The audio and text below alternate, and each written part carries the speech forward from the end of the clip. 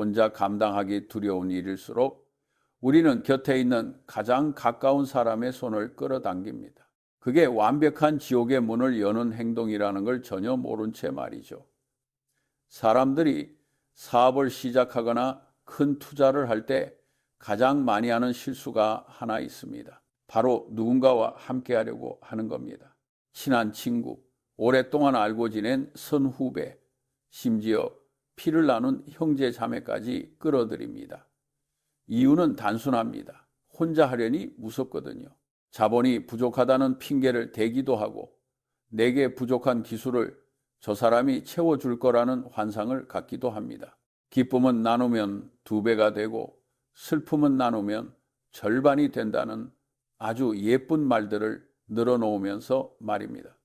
하지만 돈이 걸린 현실 세계에서는 그 공식이 완전히 반대로 작동합니다. 기쁨은 나누면 질투가 되고 슬픔은 나누면 원망이 됩니다. 이건 그 사람의 됨됨이가 나빠서 생기는 예외적인 일이 아닙니다. 인간이라는 존재가 원래 그렇게 설계되어 있기 때문입니다. 사실 우리가 동업을 선택하는 심리 밑바닥에는 책임의 분산이라는 아주 비겁한 본능이 숨어 있습니다.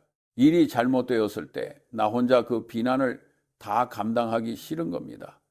너도 그때 찬성했잖아 라고 말할 대상이 필요한 거죠. 하지만 비즈니스에서 책임이 분산된다는 건 결국 아무도 책임지지 않는다는 뜻과 같습니다. 구멍난 배에 사공이 둘이면 서로 노를 저으라고 싸우다가 결국 같이 가라앉는 법입니다.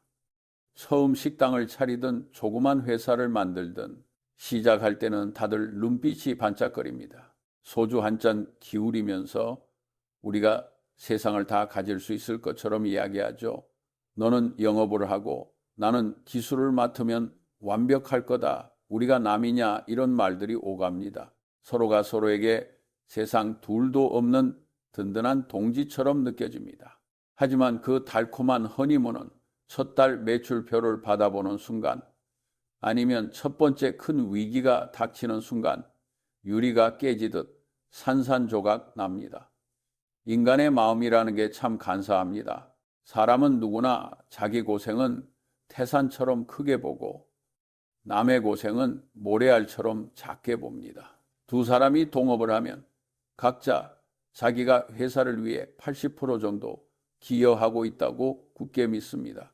둘의 기여도를 합치면 160%가 되죠. 하지만 현실에서 나눌 수 있는 이익은 100%뿐입니다. 여기서부터 수학적으로 도저히 해결할 수 없는 원망이 싹트기 시작합니다. 나는 새벽 일찍 나와서 매장 바닥을 닦고 재고 정리를 하는데 동업자는 거래처 사람 만난답시고 밖으로 늦게까지 돌아다닙니다. 내 눈에는 그게 그냥 놀러 다니는 걸로 보입니다. 반대로 밖으로 도는 사람 입장에서는 자기가 뼈 빠지게 영업해서 돈을 벌어오는데 매장에 틀어박혀 있는 동업자는 편하게 거저먹는 것처럼 보입니다. 각자의 머릿속에서는 자신이 항상 희생자입니다. 이런 원망의 씨앗은 시간이 지날수록 거대한 독초로 자라납니다. 처음에는 저 친구가 좀 피곤한가 보다 하고 넘어가던 것들이 나중에는 저 인간은 내 피를 빨아먹는 기생충이다라는 확신으로 변합니다. 특히 서로의 실력이 비슷하지 않을 때 문제는 더 심각해집니다. 한 명은 매일 공부하고 성장하는데 다른 한 명은 제자리에 머물러 있다면 어떻게 될까요? 성장하는 사람은 뒤처진 동업자를 거추장스러운 짐짝처럼 느끼게 됩니다. 초기에 그가 보탰던 그 적은 자본이나 기술이 이제는 평생 내 발목을 잡는 족쇄가 되어버린 겁니다. 이런 불만은 처음에는 입 밖으로 나오지 않습니다. 그냥 속으로 삼키죠. 하지만 사람의 감정이라는 건 이자가 아주 무섭게 붙는 부채와 같습니다. 차곡차곡 쌓이다가 어느 순간 사소한 일 하나에 터져버립니다. 영수증 처리 하나, 직원을 대하는 태도 하나, 심지어 식사 메뉴 고르는 것 하나를 두고도 죽일 듯이 싸우게 됩니다. 여기에 질투라는 양념이 더해지면 상황은 걷잡을 수 없어집니다. 인간은 나보다 훨씬 잘난 사람에게는 질투를 덜 느낍니다.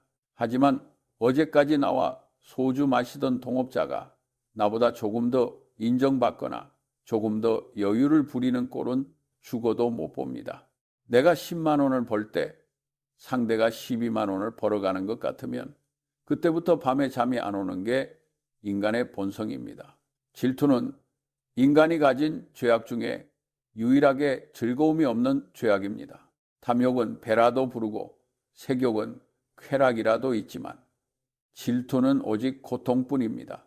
동업은 그 고통스러운 질투를 매일 아침 거울 보듯 마주하게 만드는 구조입니다.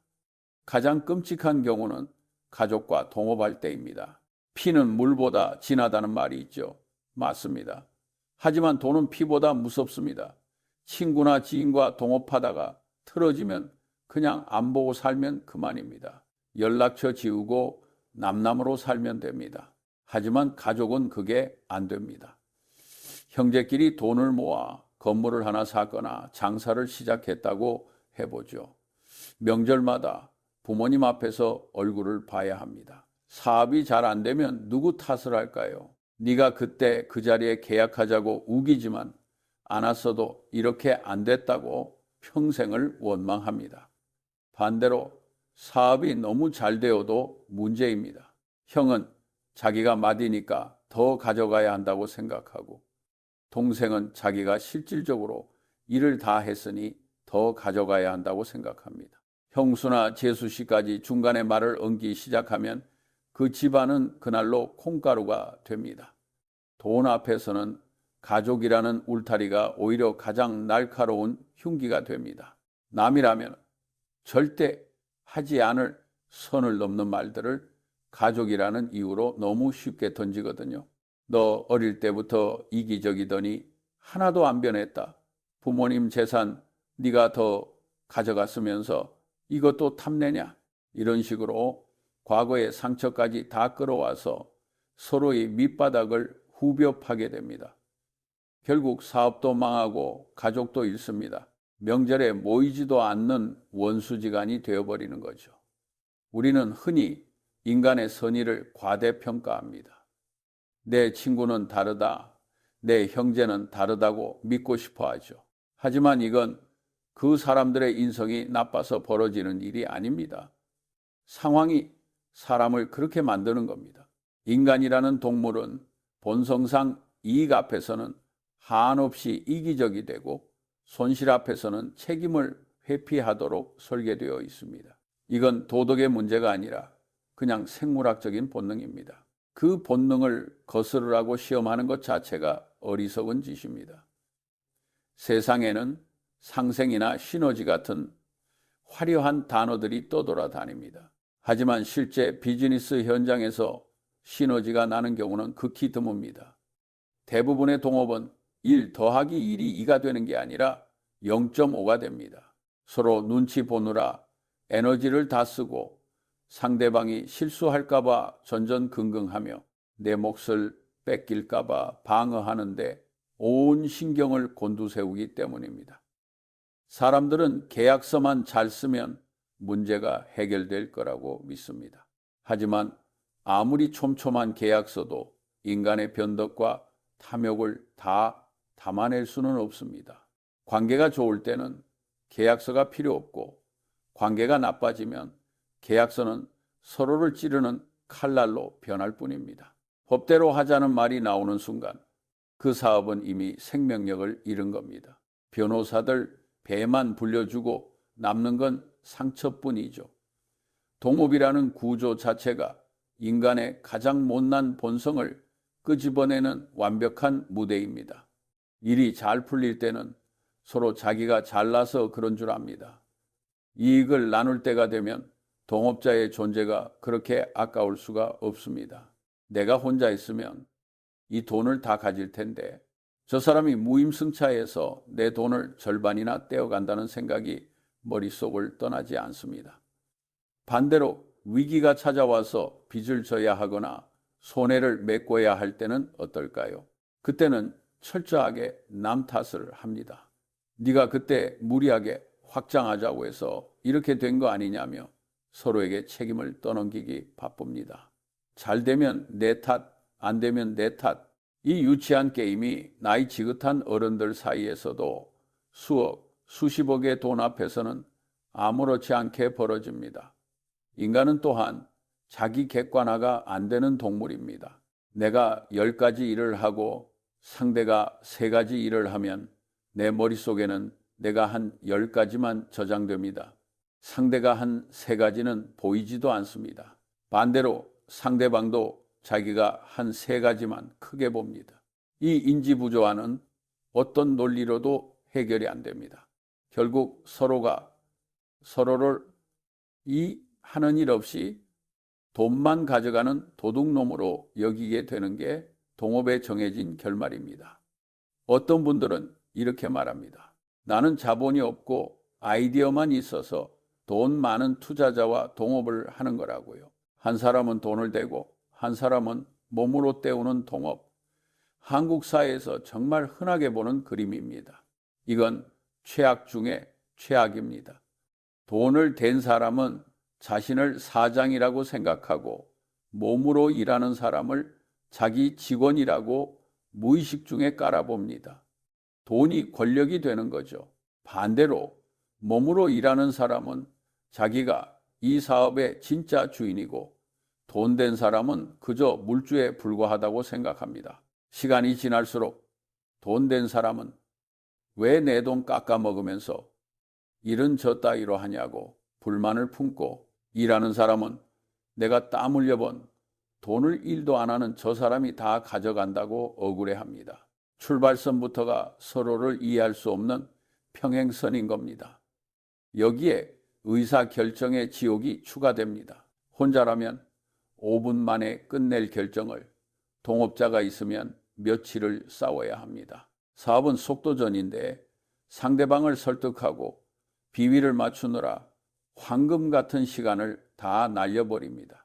설득에 실패해서 타 여반을 내놓으면 그건 이것도 저것도 아닌 최악의 결정이 되기 십상입니다. 두 사람의 의견을 적당히 섞은 결정은 대개 두 사람 모두를 망하게 하는 길입니다. 배의 키를 잡은 사람이 둘이면 배는 결국 암초에 부딪힐 수밖에 없습니다. 정말 누군가의 기술이나 능력이 필요하다면 동업을 할 게 아니라 고용을 해야 합니다. 정당하게 월급을 주고 일한 만큼 보너스를 주면 됩니다. 돈을 주면 깔끔하게 고용주와 피고용인의 관계가 성립되고 서로가 지켜야 할 선이 명확해집니다. 내 회사 지분의 절반을 떼어주면서까지 끌어들여야 할 만큼 대체 불가능한 사람은 이 세상에 거의 없습니다. 만약 그런 사람이 있다면 그 사람을 동업자로 만드는 게 아니라 여러분 자신이 그 능력을 배우거나 그 사람이 없어도 돌아가는 시스템을 만드는 게 먼저입니다. 자본이 부족하다면 어떻게 할까요? 은행에 가서 대출을 받으십시오. 많은 사람들이 빚지는 걸 두려워해서 이자를 안 내려고 지인에게 손을 벌리고 동업을 합니다. 하지만 잘 생각해 보십시오. 은행은 여러분이 정해진 날짜에 이자만 꼬박꼬박 내면 여러분이 무슨 색깔의 간판을 달든 오늘 몇 시에 출근하든 절대 간섭하지 않습니다. 새벽 2시에 전화해서 왜 사업을 이따위로 하냐고 따지지도 않습니다. 은행 이자는 돈으로 낼 수 있지만 동업자에게 내야 하는 이자는 여러분의 영혼과 일상으로 치러야 합니다. 매일 상대방의 눈치를 보고 기분을 맞춰주고 끊임없이 내 결정을 설득해야 하는 그 엄청난 감정의 소모를 생각해 보십시오. 그 에너지를 온전히 사업에 쏟아부어도 성공할까 말까 한 게 세상 일입니다. 동업자라는 이름의 족쇄를 차고 전력 질주를 할 수는 없는 법입니다. 지분이라는 건 가장 비싼 자본입니다. 지금 당장 돈 1,000만 원이 아쉬워서 지분의 20, 30%를 떼어주는 건 나중에 그 사업이 잘 되었을 때 수십억, 수백억을 내다 버리는 것과 같습니다. 세상에서 가장 멍청한 장사가 바로 미래의 큰 수익을 현재의 작은 편안함과 맞바꾸는 겁니다. 지분은 내 영혼의 조각과 같습니다. 그걸 함부로 떼어주는 것, 내 운명의 지휘권을 남에게 넘겨주는 행위입니다. 사업이나 투자는 본질적으로 외롭고 고독한 과정입니다. 중요한 결정을 내릴 때 밤잠을 설치며 고민하고 그 결정에 따른 모든 책임을 스스로 짊어지는 것, 그게 진짜 돈을 버는 사람들의 숙명입니다. 그 무거운 짐을 누군가와 나누어지겠다는 생각 자체가 이미 사업가로서 투자자로서 준비가 안 되었다는 증거입니다. 두려움을 나누려고 하지 마십시오. 두려움은 오직 실력과 철저한 준비로만 극복할 수 있는 겁니다. 혼자서 그 무게를 견디지 못하는 사람은 결국 둘이 되어도 그 무게에 짓눌려 쓰러지게 되어 있습니다. 성공한 사람들의 겉모습만 보고 환상을 가지면 안 됩니다. 세상에 널리 알려진 훌륭한 파트너십 이야기들이 있죠. 하지만 그건 아주 예외적인 경우이거나 아니면 밖으로 드러나지 않은 철저한 계약과 위계 질서가 바탕이 된 비즈니스 관계일 뿐입니다. 서로가 서로의 영역을 완벽하게 존중하고 상대방이 없으면 내가 죽는다는 절박함이 수십 년간 유지될 수 있는 극소수의 사례입니다. 평범한 우리가 감정에 휘둘려 시작하는 동업과는 완전히 다른 이야기입니다. 대부분의 성공한 동업 뒤에는 한 명의 강력한 리더와 그를 따르는 헌신적인 조력자가 있을 뿐입니다. 평등한 동업이란 건 환상 속의 유니콘과 같습니다. 대부분의 동업은 나태함에서 시작됩니다. 공부하기 싫어서 전문가라는 사람을 끌어들이고 고생하기 싫어서 일해줄 사람을 찾고 책임지기 싫어서 같이 망해줄 사람을 구하는 겁니다. 이런 불순한 동기로 시작한 배가 목적지에 무사히 도착할 리가 있겠습니까? 풍랑이 조금만 쳐도 서로를 바다로 밀어넣기 바쁠 겁니다. 스스로가 전문가가 되고 스스로가 가장 열심히 일하며 스스로가 모든 책임을 지겠다는 각오가 없으면 아예 시작을 말아야 합니다. 세상을 살아가면서 가장 중요한 것 중 하나가 내 마음의 평화입니다. 그리고 내 주변의 소중한 사람들과의 관계입니다. 돈 때문에 그 평화를 깨고 관계를 망가뜨리는 것만큼 어리석은 짓은 없습니다. 돈은 다시 벌 수 있지만 한번 박살난 신뢰와 가족 관계는 죽을 때까지 회복되지 않습니다. 우리가 왜 돈을 벌려고 합니까? 사랑하는 사람들과 행복하게 살기 위해서 아닙니까? 그런데 그 돈을 버는 과정에서 사랑하는 사람들을 원수로 만든다면 그게 무슨 의미가 있겠습니까? 여러분이 무언가를 도모하고 있다면, 그리고 그 옆에 끌어들이고 싶은 누군가가 있다면 당장 멈추십시오. 혼자 감당할 수 없다면 아직 그 일을 시작할 때가 아닌 겁니다.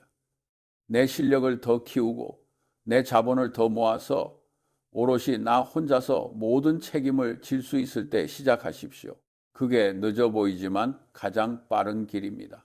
동업으로 빨리 가려다가는 결국 제자리로 돌아오거나 혹은 영구적인 상처만 남긴 채 길 밖으로 튕겨 나가게 됩니다.